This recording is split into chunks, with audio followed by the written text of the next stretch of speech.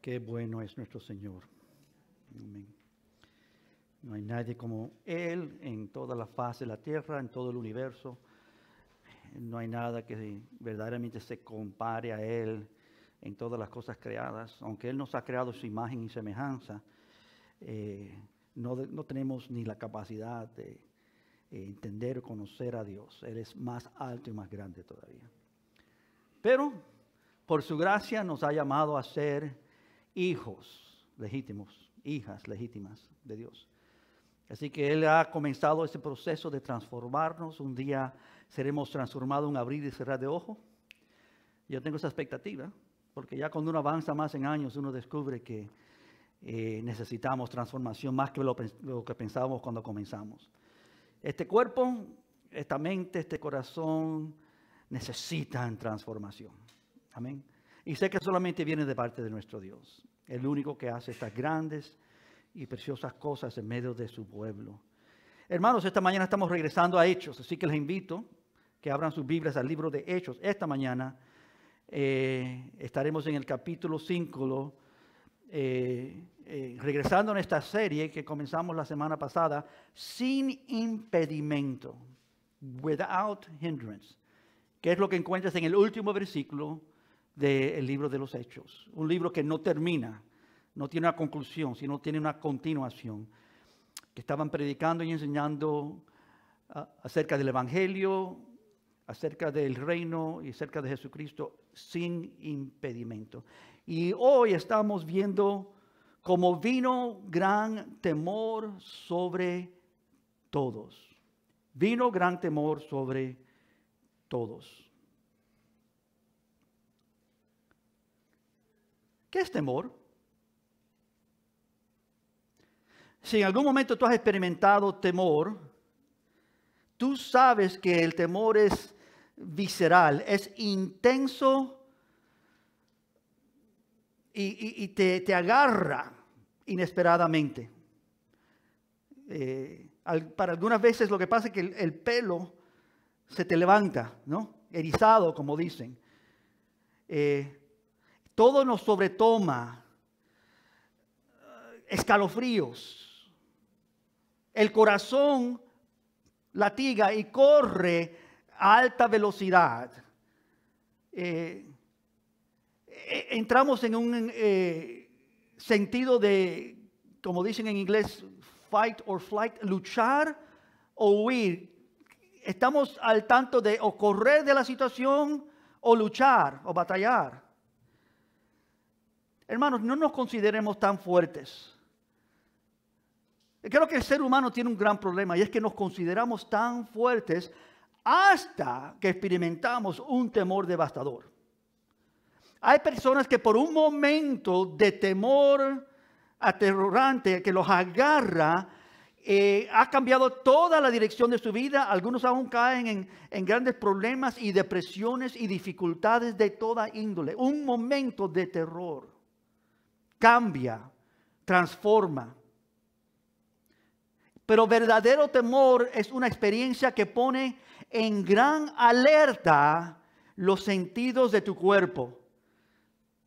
Físicamente, audiblemente, visualmente, emocionalmente, mentalmente, aún espiritualmente, somos conmovidos. El temor activa todos los sentidos con el propósito de ayudarnos a responder a alguna amenaza o dificultad de una manera efectiva. Y todo eso ocurre en un segundo. ¡Boom! Inmediatamente, todo viene alerta, despertándote, activándote. Pero entendamos, hermanos, el verdadero temor funciona para tu bien. No es algo malo, sino es algo bueno, para cuidarte y para ayudarte y para entregarte una inmediata actitud de alerta presencial. Esto es lo que hace el verdadero temor. Esta es parte del diseño de Dios divino para el ser humano. Nos ha entregado a todos nosotros para autoprotección. Y aquí en Hechos capítulo 5, donde estamos aquí en esta mañana, vemos esta realidad de verdadero temor presentado en este capítulo 5. Hechos 5 contiene 3 historias. Son importantísimas por varias razones que veremos en esta mañana. Pero más que lo que nos pudiera enseñar este texto, y nos enseña mucho, su valor, hermanos, consiste en cómo puede ser un catalizador, un agente necesario para traer transformación a los que toman lo que dice la palabra aquí en cuenta. Este puede ser el momento donde Dios hace algo en tu vida que no ha hecho hasta este momento, algo glorioso y grandísimo. La semana pasada les entregué la tarea de leer el capítulo 4 y 5. Por favor, levanta tu mano si tú lo has leído esta semana. Qué lindo, veo varias manos. Gracias, ¿no? Gracias por tu obediencia y tu fidelidad. Y con seguridad, hermanos, les entregará estos gran dividendos. No existe pérdida en invertir en la palabra de Dios. Amén. Siguen recompensándonos todos nuestros días la palabra de Dios. Aquí tenemos en Hechos 5 la primera historia importantísima. Quizás tú has oído de ella.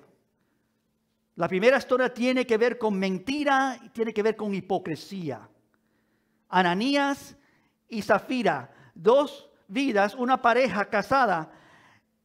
Y el pecado de Ananías y Zafira en la historia de Hechos capítulo 5 consistió en hipocresía y la mentira a Dios. Como dice el pasaje, en particular al Espíritu Santo. Leemos los primeros versículos de Hechos 5. Pero cierto hombre llamado Ananías, con Zafira su mujer, vendió una heredad y sustrajo del precio sabiéndolo también su mujer, y trayendo solo una parte la puso a los pies de los apóstoles.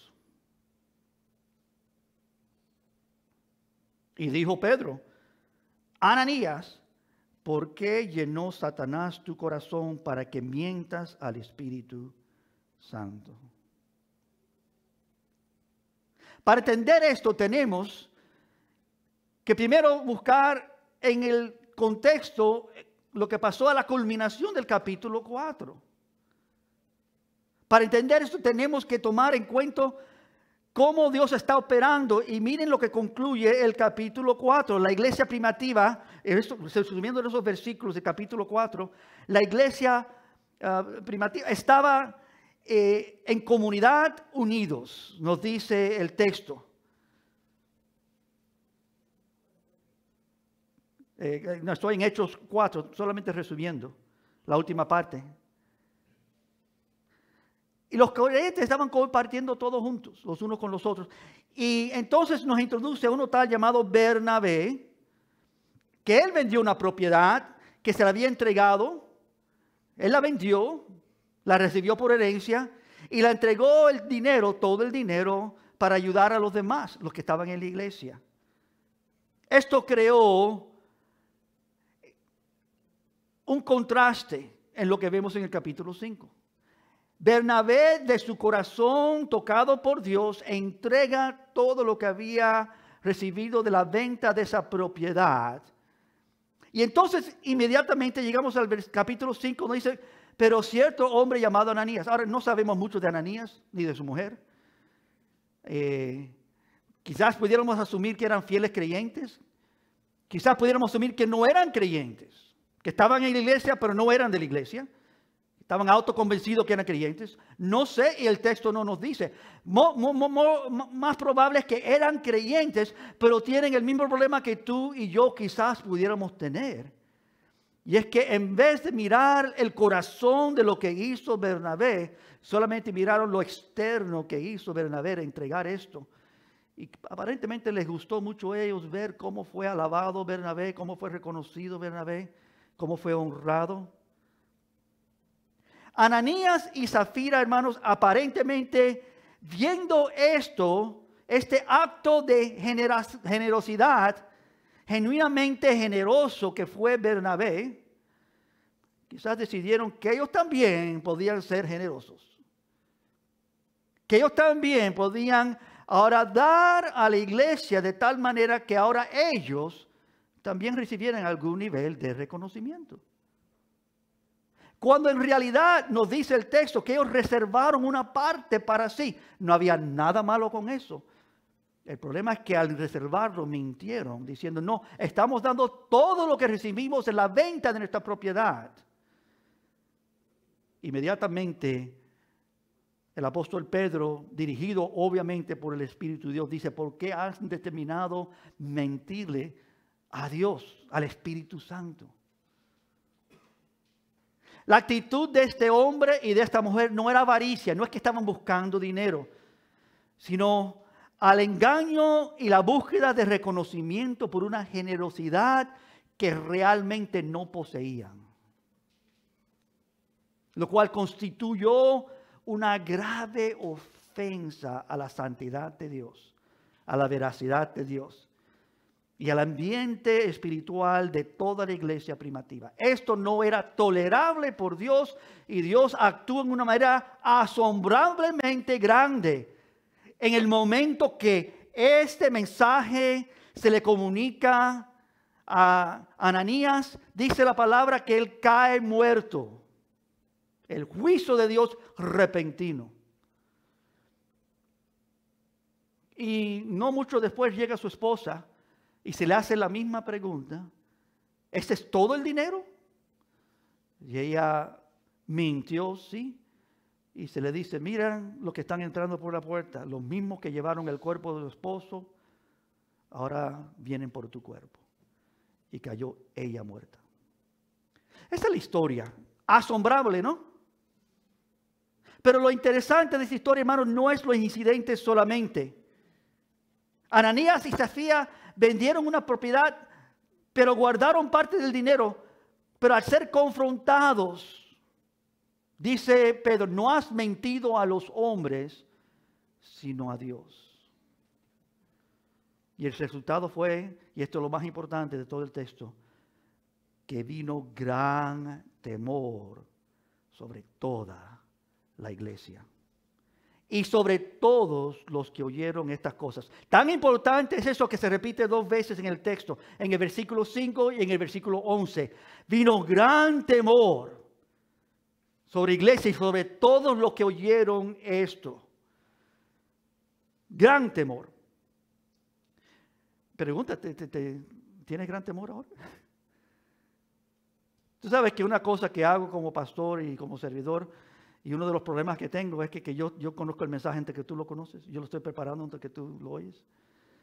Así que uno no puede predicar acerca del temor sin experimentar un poco de temor, te voy a asegurar. Y hablar de esto, estudiar esto, y estar pensando, Señor, pero heme aquí, yo te temo como debo. Tengo un corazón que reconoce tu grandeza. ¿Hay alguna falsedad en mí? ¿Algún engaño en mí? ¿Hay alguna hipocresía en mí? Y hermanos, quiero decirlo con toda simpleza. La única respuesta que tuve a todas estas preguntas es sí. Eres pecador, eres engañoso, eres hipócrita, eres... hermano, soy pecador. Delante del Dios verdadero y perfecto, yo tengo problemas. Y no soy el único. Eso trae temor.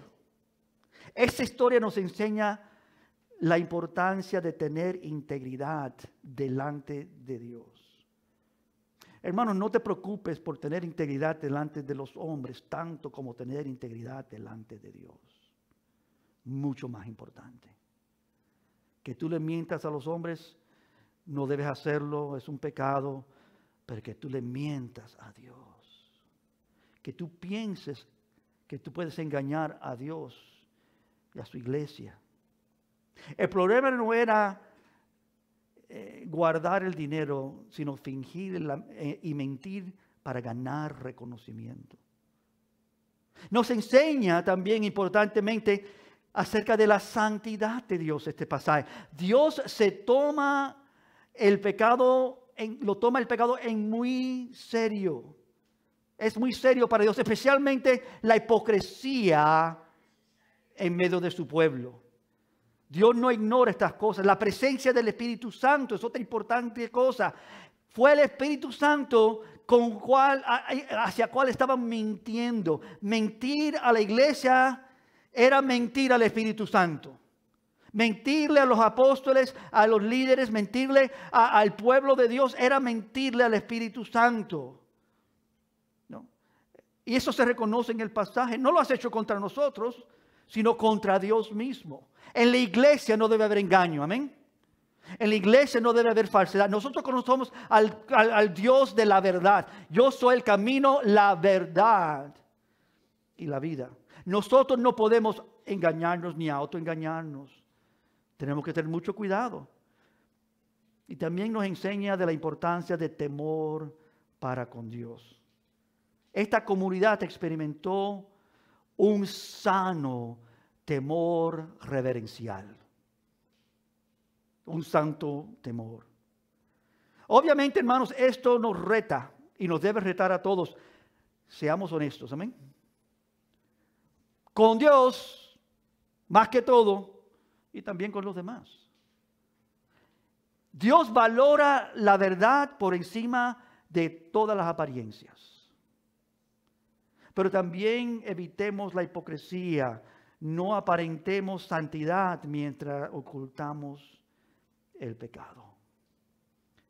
A mí muchas veces me han criticado por confesar aquí soy pecador y algunas veces hablar de mi condición. Pero ¿por qué no hacerlo si eso es bueno? ¿No? Y lo hago con intención. Como pastor yo sé que muchas veces por este mundo y las formas que son, empezamos a reverenciar a nuestros líderes demasiado y yo no quiero que eso pase. Yo soy igual que tú. Tengo los mismos temores, las mismas inclinaciones, los mismos gustos y deseos pecaminosos. Dios ha obrado en mi vida y está obrando en tu vida, pero somos vidas necesitadas de Dios. Y no podemos ocultar eso, engañarnos que somos diferentes. Tú y yo somos mejor que la sociedad que nos rodea. Nosotros somos más sabios, más inteligentes, más puros, más santos. Mentira, mentira, mentira. El único santo es Dios. El único bueno es Dios. Y por su gracia Él ha comenzado una obra en nosotros. Pero no para nosotros decir, mira cuán buenos somos, sino para decir, mira cuán bueno Dios es. Él es poderoso. Obviamente esto nos reta a ser honestos para con Dios y evitar la hipocresía. Entendiendo, hermano, que la iglesia de Dios es sagrada. Es el cuerpo de Cristo. Es su novia. Es llamada pureza. Nuestras acciones afectan a toda la comunidad. Lo que tú haces en secreto, Dios lo sabe. Y afecta a todos los otros, aunque no lo sepan. La iglesia es llamada a vivir una vida ordenada delante de Dios. Dios es bueno. Dios nos da gracia. Amén. Gracias a Dios que no están cayendo las personas muertas en iglesias hoy día. Amén. Uf. Que la gracia y el amor de Dios son tan buenos para con nosotros. Pero también Dios todavía espera reverencia, respeto, integridad. Eso no ha cambiado. El resultado de ese temor no fue negativo y el resultado de ese temor no fue pequeño. Como consecuencia de este temor que lo vemos en estos primeros versículos, muchos más señales se hacían ahora por las manos de los apóstoles. Dios causó temor en la iglesia y los que rodeaban la iglesia, y ahora el poder de Dios empieza a manifestar en maneras grandísimas. Todos estaban ahora unánimes, nos dicen los próximos versículos, y el temor no solo llegó a la iglesia, pero llegó a toda la comunidad. Dice el versículo 12, ninguno se atrevía a juntarse con ellos, mas el pueblo le alababa grandemente, hablando de los apóstoles. ¿Sabe que en otro tiempo los enemigos de los apóstoles venían y querían sanzoquearlos, los encarcelaron y le hicieron muchas cosas? Miren el versículo 14 del capítulo 5. Y los que creían en el Señor aumentaban, ¿qué dice ahí? Más. Gran número así de hombres como de mujeres. Tanto que sacaban a los enfermos a las calles y los ponían en las camas y lechos para que al pasar Pedro, a lo menos la sombra cayese sobre alguno de ellos. Qué temor más grande. Quiero que noten que el texto no está hablando de Pedro tanto como de Dios. El temor que los agarró los hizo saber que Dios estaba presente. Y aún con la sombra de los líderes del pueblo de Dios, los apóstoles, ellos estaban conscientes. Dice el versículo 16, y aún de las ciudades vecinas, muchos venían a Jerusalén, trayendo enfermos y atormentados espíritus inmundos. Y concluye, y todos eran sanados. Bueno, nosotros no comenzamos esta serie en los primeros capítulos de Hechos. Comenzamos en capítulo 4 y tocaremos varios capítulos aquí en Hechos y en otros lugares. Pero en el principio del libro de Hechos hay una orden que sale a toda la iglesia. Id, ¿no? A los confines de la tierra, salid de Jerusalén y más allá de Jerusalén, salir a todas las aldeas y las ciudades y los pueblos, ir hasta los confines de la tierra predicando y enseñando acerca de dos cosas principalmente, del reino de Dios y de su Hijo Santo, el Rey del reino de Dios. Predicad todo lo que yo os he enseñado. Experimentaron, amados, aquí, si lo puedes recibir, un avivamiento. A causa de este temor que vino sobre todos ellos, muchos creyeron y muchos experimentaron sanidad. ¿Por qué? Por temor. Por temor de Dios. Amados, el temor de Jehová es bueno. El propósito del temor de Dios es bueno. Es conmovedor. Es capaz de hacer que no solo le sigamos, pero que obedezcamos al Señor con mayor fervor. Pero también es capaz de traer transformación a los que lo experimentan. Y de eso enfatizaré más, no solamente hoy, pero un día por venir. El temor de Dios produjo en ellos cambios, transformación. El temor de Dios no es como el temor de los hombres, es lo que te estoy diciendo en esta mañana. El temor de Dios es un respeto reverente hacia Él que conduce a la sabiduría. Tú sabes el pasaje. El principio de sabiduría es el temor de Jehová. Conduce a vida verdadera, a plena vida y a obediencia para con Dios. Temor de Dios es esencial para el creyente. Es algo que es inconcebible que un creyente no lo tenga. Mientras que el temor a los hombres, hermanos, es un deseo destructivo de obtener aprobación de los demás. El temor a los hombres te lleva a esclavitud de lo que otros piensan y lo que otros desean. Y te lleva al compromiso con lo que es incorrecto. Te hace hacer cosas que nunca hubieras hecho si no tuvieras temor de los hombres. Mientras que el temor de los hombres lleva a uno a conformarse con los demás, con lo que ellos esperan y lo que buscan agradarles, el temor de Dios inspira y prioriza la voluntad de Dios. El temor de Dios comienza cambios en tu vida que te hacen más semejante a Dios. Resulta en libertad. Resulta en una perspectiva alineada con Dios y con la eternidad. El temor a Dios tiene todo el potencial de transformarte. Y esto es lo primero que vemos en este texto. Todo esto conlleva lo segundo que está en el texto. La segunda historia, que es la libertad para predicar. Comienza en el versículo 18. Ellos comienzan a predicar y dice el versículo 18, y echaron manos a los apóstoles y los pusieron en la cárcel pública. Bueno, ya hemos visto esta historia la semana pasada. Como fueron encarcelados y por la gracia de Dios fueron libertados. Pero aquí tenemos un pasaje clave en el cual debemos poner nuestra atención. Si se acuerdan, la semana pasada los milagros ocurrieron de otra manera. Dios estaba sanando. Cuando oraron, era el énfasis de ese mensaje, oraron y Dios se manifestó. Fueron a orar al templo y Dios sanó al cojo. Empezaron a orar y Dios les dio denuedo para predicar con más fuerza. Pero miren lo que este pasaje ahora nos dice. Versículo 19. Mas un ángel del Señor, abriendo de noche las puertas de la cárcel y sacándolos, dijo, y aquí está lo central, id y puestos en pie en el templo, anunciad al pueblo todas las palabras de esta vida. Bueno, esto no es solamente lo más importante, pero su respuesta nos debe asombrar. Habiendo oído esto, versículo 21, entraron de mañana al templo y enseñaban. No estamos hablando aquí de denuedo solamente o capacidad para predicar, pero estamos hablando de ahora una obediencia sobrenatural.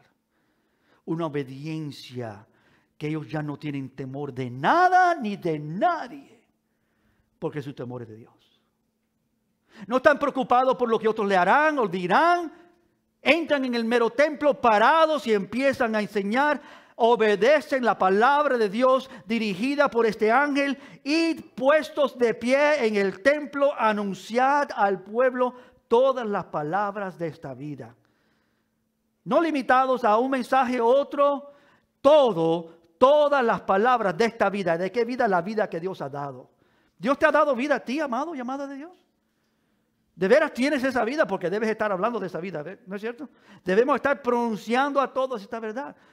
Quizás, ¿qué podría ser aquello que nos detiene si no pudiera ser quizás no el temor que debemos tener, pero el temor que no debemos tener? Porque temor a Dios, temor de Dios, produjo en ellos algo que no aún tenían antes. Antes pidieron, danos de nuevo Dios. Y Dios se lo dio y predicaron.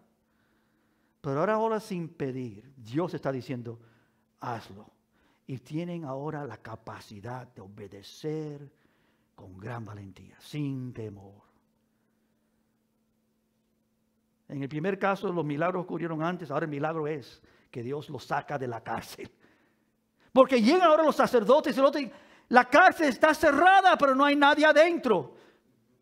¿Qué pasó? El resultado principal y central de esta posición y encarcelamiento de los apóstoles fue una atención y obediencia inmediata. Y eso es tan importante. Inmediata a la orden de Dios por el ángel. En el otro caso, ellos regresaron atemorizados, oraron juntos para cobrar valentía. En este caso, Dios ha manifestado en poder, los ha librado de la cárcel. Inmediatamente obedecen. Amados, el temor a Dios remueve nuestro temor de los hombres. El sumo sacerdote y el concilio que habían encarcelado a los apóstoles mandaron que los trajesen delante de ellos y descubrieron que milagrosamente habían sido librados de la cárcel, no por mano humana. Dice el versículo 24. Cuando oyeron estas cosas, los sumos sacerdotes y los del concilio y el jefe de la guardia del templo y los príncipes sacerdotes, versículo 24, dice, dudaban en que vendría a parar aquello. Entonces hay una cosa que se ilumina aquí en el pasaje, que no solamente Dios ha puesto en estos hombres y estas mujeres la capacidad de hablar fielmente, abiertamente de quién es Dios, de todo lo que concerniente a esta vida gloriosa que nos ha dado. Pero ahora sus enemigos sus rodillas están como estremeciendo. No estamos hablando tanto de temor como ya han caído en duda. Ellos tenían todo el poder, todas las capacidades. No, el sumo sacerdote tenían toda la capacidad de hacer grandes cosas, encarcelarlos, tenían todo el poder de la sociedad, todo el dinero, toda la autoridad. Pero la victoria de Dios se ve en este pasaje en que Él trajo temor de Dios a su pueblo. Vino gran temor sobre toda la iglesia y sobre todos los que oyeron estas cosas. Fue que aún sus enemigos comenzaron a perder confianza en sí mismos. No sé si tú has estado en el campo de batalla, yo no. Sí he jugado fútbol. Eso no es un campo de batalla. Y no sé muy bien. Pero sé lo que ocurre cuando un equipo manifiesta fuerza y empiezan a demostrar que no tienen ningún temor, muchas veces el otro equipo empieza a dudar de sí mismos. Y lo que está pasando aquí es que Dios ha mostrado una pequeñita uña de su poder, trayendo temor a su iglesia. Y lo que ha resultado, aunque los que estaban tratando de terminar esto, los que tenían poder y autoridad, capacidad para hacerlo, ellos han perdido aún sus fuerzas, están siendo debilitados. Perdieron confianza en su poder y capacidad de intimidarlos, al punto que dudaron en que podía venir algo de ellos. No podían hacer nada. Y con todo su poder, hermanos, y autoridad y dominio y control, se vieron inútiles, se vieron débiles, se vieron vencidos y dudaban de sus propias capacidades. Eso es lo que Dios hace, por supuesto. Pero lo hace a un nivel mucho más grande que nosotros pensamos, a un nivel espiritual. ¿Tú crees que las vidas allá afuera debemos tener temor de ellas para no hablar de Dios? No, cuando hablamos de Dios con temor de Dios, va a producir en ellos debileza, que son inútiles, que son débiles, que son vencidos, y van a prestar atención a algunos, porque Dios sabe dónde está tocando y con quién está moviéndose. Y aunque intentaron humillarlos, intimidarlos, ya no tenían el mismo fervor, ya no tenían la misma constancia. No, como dicen, there was no wind behind their sails. Ya no había viento a su favor. Ya no estaban ellos capacitados para intimidarlos como lo hicieron en el capítulo anterior. ¿Se acuerdan que los intimidaron? En este capítulo también los van a intimar, pero ya no tenían el mismo efecto, ya no tenían el mismo fervor. El texto no lo muestra. Ya no se sentían capaces de vencerlos. En el capítulo anterior, si tú lo estudias, en el capítulo 4, el versículo 19 en particular, dice que los apóstoles, al ser intimidados que no predicasen en este nombre de Jesús, hicieron una pregunta. La pregunta fue: juzgad si es justo delante de Dios obedecer a vosotros, a Dios. Hagan esto. ¿Quién debe hacer esto? Pero en este pasaje cambia todo. Ahora los apóstoles hablan con gran autoridad. Miren el versículo, la última parte del versículo 29. Dice: es necesario obedecer a Dios antes que los hombres. Aquí está la misma realidad. No temor de los hombres, sino temor de Dios. Es necesario obedecer a Dios antes que a los hombres. Y continúa Pedro predicando, el versículo 30. El Dios de nuestros padres levantó a Jesús, a quien vosotros matasteis colgándolo en el madero. Ahí está el dedo. Ustedes lo hicieron. Y a este Dios ha exaltado con su diestra por príncipe y salvador.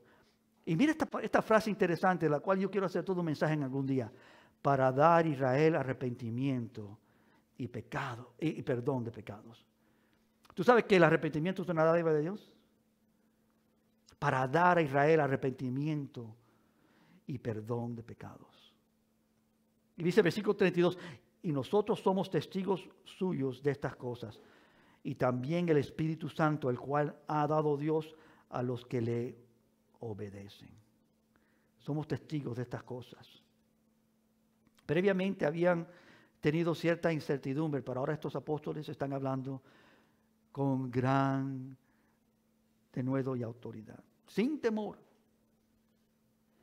Y dice que les testificaron de tal manera que el versículo 33, que nos lleva a la última historia que está aquí, se enfurecieron y querían matarlos. Yo he visto personas así, de vez en cuando. Son débiles. Molestos. Pero ¿cómo pueden hablarnos así? Ya te hablamos así. ¿Qué vas a hacer? Se enfurecieron, llenos de ira. La ira, hermanos, es evidencia que tú no tienes control.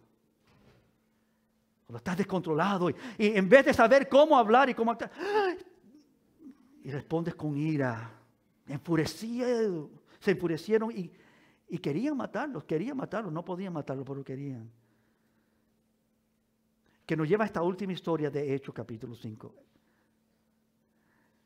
Lo he titulado simplemente El fariseo llamado Gamaliel. El fariseo llamado Gamaliel. Gamaliel, si tú conoces algo de él en las Escrituras, era un gran fariseo, un hombre muy sabio, un hombre que tenía mucho entendimiento. Fue uno de los que enseñó aún el mismo Saulo, Pablo. Y Pablo habla de cómo él estudió en los colegios más altos del Sanedrín y fue enseñado bajo los pies de Gamaliel, el gran erudito y maestro de Israel.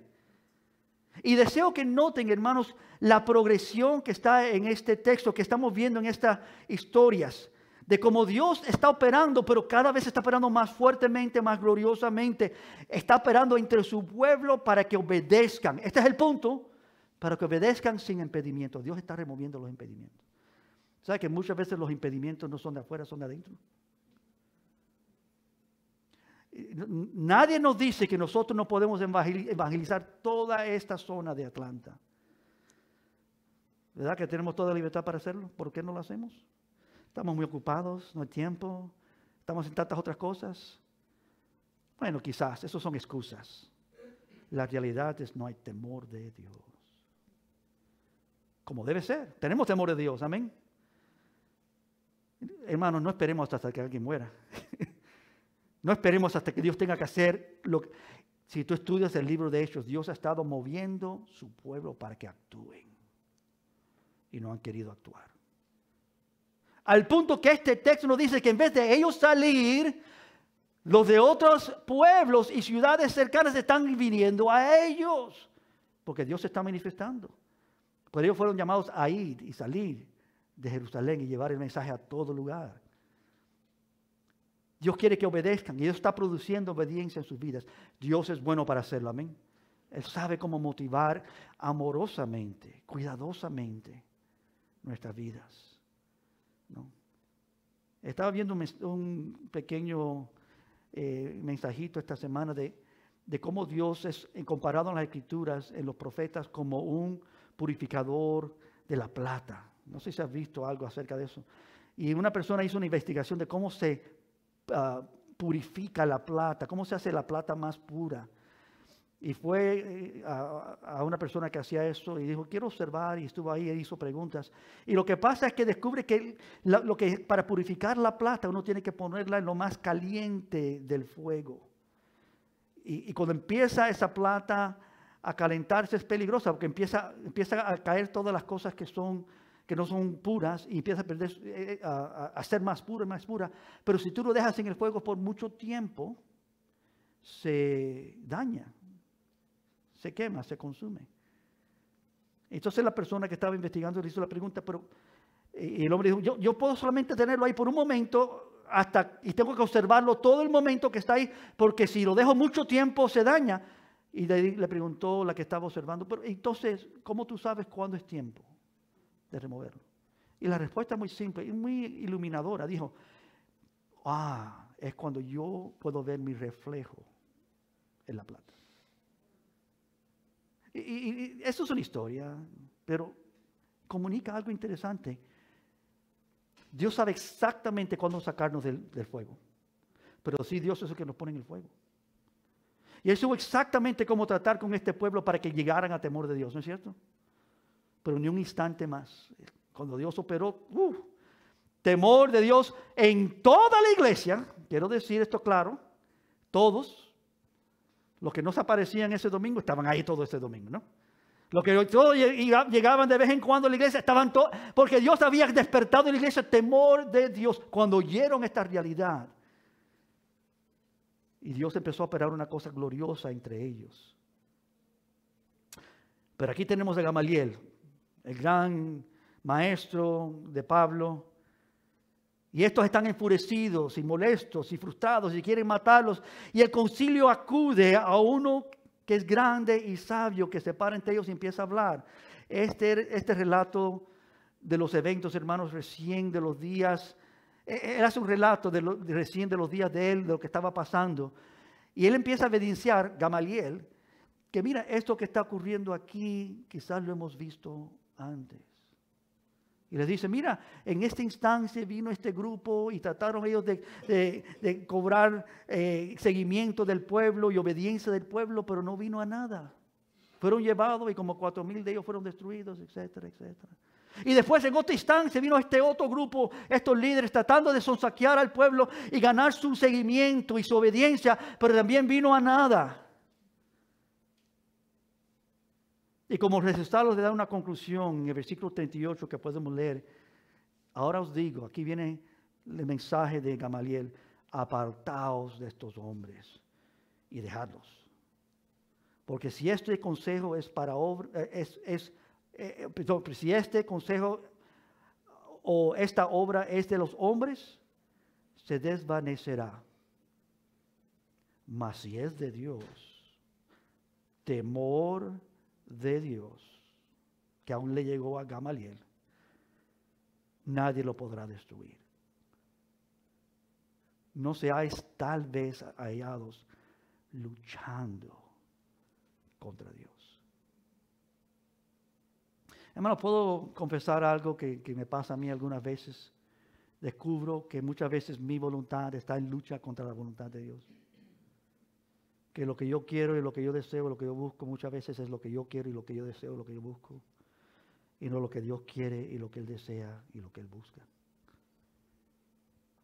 Y estoy seguro que no soy el único con este problema, pero también estoy seguro que es eso muchas veces que nos lleva a nosotros a debileza, a fracasos, a errores. Pero sí sé otra cosa, que todas las veces que yo simplemente he obedecido lo que Dios me ha dicho, Él abundantemente y generosamente hace muchas cosas más de lo que yo pudiera imaginarme. Él es bueno. Pero obediencia a Dios, hermanos, tiene que ser alineado por lo que Él dice, lo que Él quiere. Nuestros corazones nos engañan y buscamos lo que nosotros queremos y deseamos, pero Dios dice, no, mi voluntad, hacer mi voluntad. Esta es la definición de transformación. Si tú lees Romanos 12, versículo 1 y 2, en particular el 2, nos dice que nosotros no nos conformemos a este siglo, sino que seamos transformados por la renovación de nuestras mentes, con el propósito de ahora aprobar cuál es la voluntad de Dios, buena, aceptable y perfecta. Pero quiero decirte que no hay tres voluntades en Dios. Es una voluntad percibida de tres maneras. La inmediata vez que ves la voluntad de Dios, eso es bueno. Pero lo más que tú caminas en la voluntad de Dios, tú dices, eso es mucho más que bueno. Eso yo lo quiero. Y lo más que tú caminas en la voluntad de Dios, tú vas a decir, esa voluntad es perfecta, no falla en nada. Dios sabe lo que Él está haciendo. Él es Dios y no yo. Yo quiero la voluntad de Dios, no la mía. Pero eso es resultado de transformación. ¿Y cómo viene la transformación? Nos dice la palabra que presentemos nuestros cuerpos como sacrificios vivos, ¿no? Aceptable delante de Dios. Esto, Señor, lo que yo soy, lo que tengo, esto es tuyo. Este es mi culto razonable. El culto no es venir a la iglesia o ir al pastor Amado y cantar unos cantos. El culto es venir delante de Él. Y decir, Señor, aquí estoy, heme aquí. Si no tengo suficiente temor, dame temor de ti, Señor, porque no estoy temiéndote como debo temerte. Si no tengo, Señor, fidelidad o amor o esperanza o certeza o cualquier cosa que no tengo o que yo he falsificado en producir un mundo alrededor de mí que me da esas cosas porque no, sin tener que mirar a Dios, eso es un gran peligro.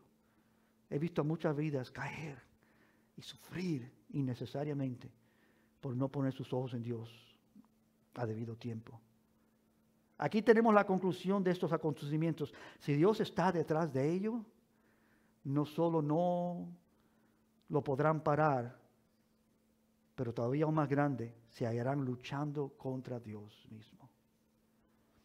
Dice el versículo 41, y ellos salieron de la presencia del concilio, los apóstoles. ¿Cómo? Gozosos. Gozosos. De haber sido tenidos por dignos de padecer afrentas por causa del nombre. Solo Dios puede hacer eso. Que sufriendo y maltratados, y sí lo intimidaron, pero salgamos, qué gozo, que nos traten así por el nombre de Él. Y dice el versículo 42, y todos los días, ¿cuántos días? Todos los días, en el templo y por las casas. ¿Dónde? No solamente en el templo, pero también por las casas. No cesaban de enseñar y predicar a Jesucristo. Todo esto a causa de que vino gran temor sobre toda la iglesia. Amados, debemos tomar un tiempo esta mañana para meditar en esto. Debemos meditar y considerar cuál sea nuestro tema, cuál sea nuestra falta de temor para con Dios. Y necesitamos que Dios juzgue entre nosotros para cobrar mayor temor de Dios. Que Él me juzgue. La palabra dice que si Él me juzga, nadie me puede juzgar. Pablo aún dice, yo ni me juzgo a mí mismo, pero Él sí. No juzgo nada antes de tiempo, pero Él sí puede juzgar mi corazón. Él sí puede tocar mi corazón y decir, amado, en esto estás careciendo. Necesitamos que Dios juzgue, amén. No como lo hizo aquí necesariamente en Hechos, donde vinieron vidas a muerte. Pero nosotros voluntariamente presentemos nuestros cuerpos delante de Dios como nuestro culto racional, ¿no? Para que Él transforme nuestras vidas, nuestra mente, nuestros corazones. Amados, los grandes errores, esto lo puse como conclusión a este sermón porque lo considero demasiado importante no decirlo. Todos los grandes errores de la humanidad han sido por falta de temor de Dios. Todos. Todos los temores, todos los grandes errores, de la humanidad han sido por falta de temor de Dios. Los hombres hacen como quieren y sufren las consecuencias. Así que permítame aquí en la conclusión de este sermón solamente terminar citándole algunos pasajes. Se lo voy a leer solamente, que hablan del temor de Dios. Hay una secuencia, una progresión en esto. Eclesiastés 12:13. El fin de todo el discurso oído es este: teme a Dios y guarda sus mandamientos, porque este es el todo del hombre. Salmo 111, versículo 10. El principio de la sabiduría es el temor de Jehová. Buen entendimiento tienen todos los que practican sus mandamientos.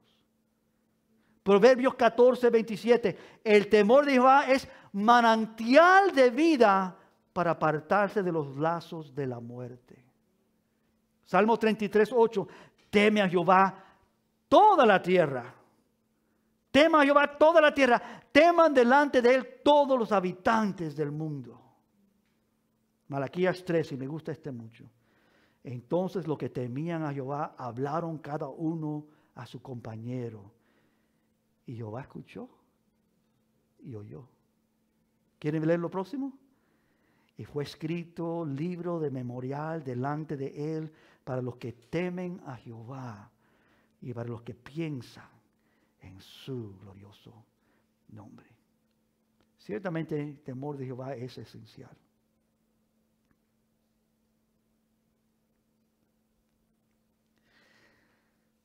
Hay tarea para la próxima semana.